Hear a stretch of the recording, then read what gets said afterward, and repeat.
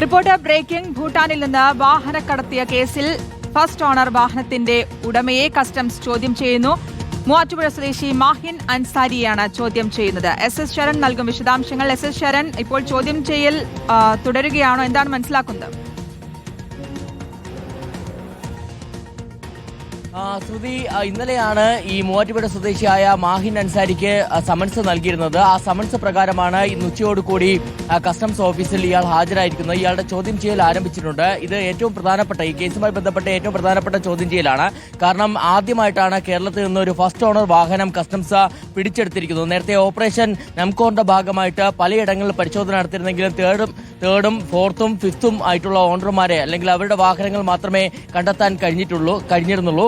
എന്നാൽ ഇപ്പോൾ അത് ഫസ്റ്റ് ഓണർ വാഹനം തന്നെ പിടിച്ചെടുക്കാൻ കഴിഞ്ഞിട്ടുള്ളതാണ്. കഴിഞ്ഞ ദിവസം കുണ്ടന്നൂരിലെ വർക്ക്ഷോപ്പിൽ നടത്തിയ പരിശോധനയിലാണ് അരുണാചൽ പ്രദേശിൽ രജിസ്റ്റർ ചെയ്തിരിക്കുന്ന ഈ ഫസ്റ്റ് ഓണർ വാഹനം പിടിച്ചെടുത്തത്. അത് 92-ൽ രജിസ്റ്റർ ചെയ്തതാണ്. ലാൻഡ് ക്രൂയിസർ വാഹനമാണ്. ആ വാഹനത്തിന്റെ ഉടമയെ കണ്ടെത്താനുള്ള ശ്രമം നേരത്തെ കസ്റ്റംസിന്റെ ഭാഗത്തു നിന്നുണ്ടായിരുന്നു. അതിന്റെ ഭാഗമായിട്ട് ആദ്യം സൈറ്റിൽ പരിശോധിച്ചപ്പോഴേക്കും കസ്റ്റംസിന് മനസ്സിലാക്കാൻ കഴിഞ്ഞത് അസം സ്വദേശിയായ ഈ മാഹിനാണെന്നുള്ളതാണ്. പക്ഷേ പിന്നീട് അസം സ്വദേശിയല്ല, അത് വ്യാജ RC ആണെന്നുള്ളത് കസ്റ്റംസ് സ്ഥിരീകരിച്ചിരുന്നു. പിന്നീട് അന്വേഷണം നടത്തിയപ്പോഴാണ് ഈ വാഹനം എത്തിച്ച ആളിൽ നിന്ന് ലഭിച്ച വിവരം ഇതിൽ നിർണായകമായി മാറുകയും ചെയ്തത്. അതായത് മൂവാറ്റുപുഴ സ്വദേശിയായ മാഹിൻ അൻസാരിയാണ് ഇത്തരത്തിൽ വാഹനം തനിക്ക് തന്നുവിട്ടത് എന്നുള്ളതാണ് ഇയാൾ പറഞ്ഞിരുന്നത്. എന്തായാലും ഇനി കസ്റ്റംസിനെ സംബന്ധിച്ച് അറിയേണ്ടത് എന്തുകൊണ്ടാണ് ഇയാൾ ഈ അരുണാചൽ പ്രദേശിൽ ഇത്തരത്തിലൊരു രജിസ്ട്രേഷനിലേക്ക് കടന്നതെന്നുള്ളതാണ്.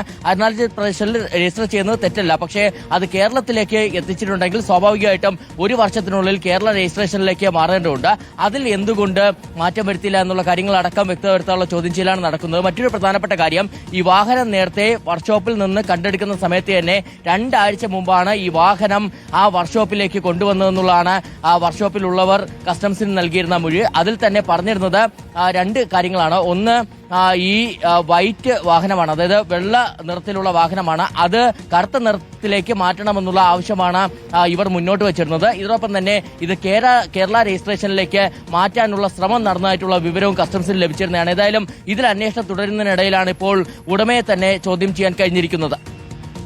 SS ശരണാണ് വിശദാംശങ്ങൾ നൽകിയത്.